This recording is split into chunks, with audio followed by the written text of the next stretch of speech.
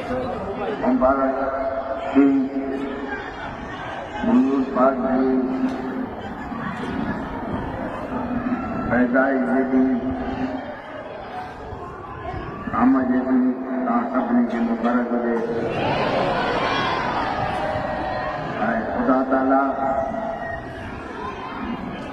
इन मुबारक ॾींहं जे सदक़े में हुजूर पाक जे सदक़े में तव्हांखे इन मुल्क खे पंहिंजे हिफ़्ज़ ओ अमान में रखे। ख़ुदा ताला इन मुबारक ॾींहुं हुजूर पाक जे सदक़े में जाते जाते मुसलमान रहनि था उन्हनि खे पंहिंजे हिफ़्ज़ ओ अमान में रखे।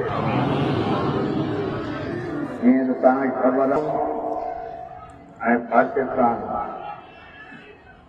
बुरे वक़्त मां पिया हलनि हुजूर पाक जे सदक़े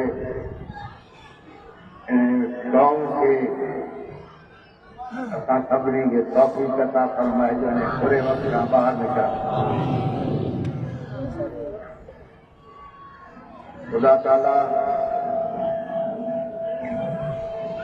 हुजूर पाक जे सदक़े में तव्हांजे रिज़्क़ में रोज़ी में बरकत अता फरमाए।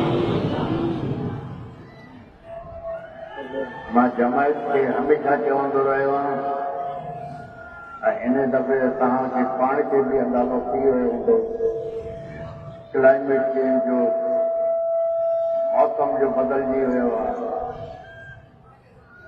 कॾहिं बारिश थी पए कॾहिं नथी पए। इहो सॼो क्लाइमेट चेंज आहे मौसम जी तब्दीली जे करे आहे।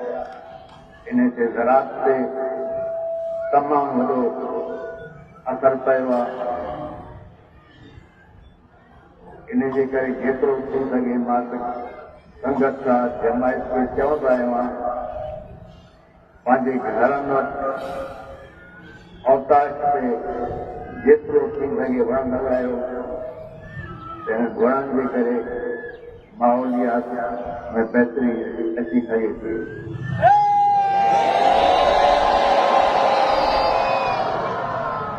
ऐं जेतिरो थी सघे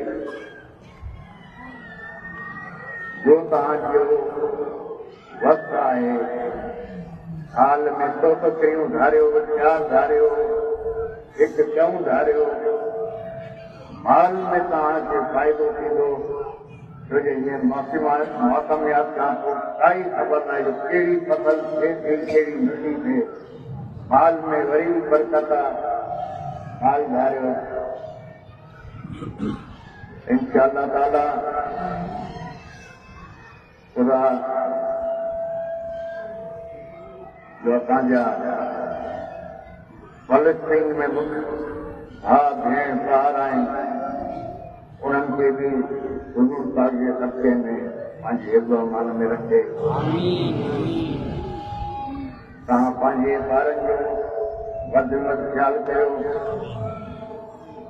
नियाणे जी तालीम ते ध्यानु ॾियो ऐं पंहिंजे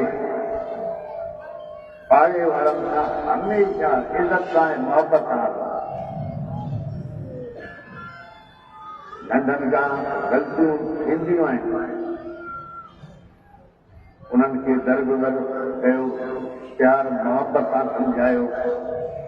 वधीक सख़्ती बि ॿार खे ख़राबु थी करे तंहिंजे करे प्यार मोहबत सां ॿारनि खे सम्झायो। पंहिंजे ॿारनि जी सोहबत ते वधि में वधि तवजो ॾियो। अगरि शुरूआत में ई ॿार खे सोहबत ग़लति मिली वई न पोइ कॾहिं सही राह ते न ईंदा। ग़लति सोहबत खां बचायो। जॾहिं बि वांदा वेठा आहियो सलाह शरीफ़ दुरूद शरीफ़ जो विर्त कयो। इन मुल्क जे लाइ पाकिस्तान जी अवाम जे लाइ दुआ घुरंदा कयो। छोजे जॾहिं मां शुरू में चवां महांगाई अचे थी उन टाइम माण्हू मूंखे खिलंदा। हाणे महांगाई जी पोज़ीशन इहो आहे जो माण्हू वटि टे वक़्ति मानी बि नथा खाई सघनि। ख़ुदा तव्हांखे इन वक़्त मां आज़माइश मां इंशाअल्लाह हुज़ूर पाक जे सदके पैगंबर पाक जे सदके तव्हांखे इन आज़माइश जे वक़्त मां बि ख़ुदा ताला ॿाहिरि करे असांजी फ़ौज खे ख़ुदा ताला पैगंबर पाक जे सदके में हुज़ूर पाक जे सदके में एतिरी तौफ़ीक़ अता फरमाए जो मुल्क जी क़ौम जी ता क़यामत हिफ़ाज़त कंदा रहंदा।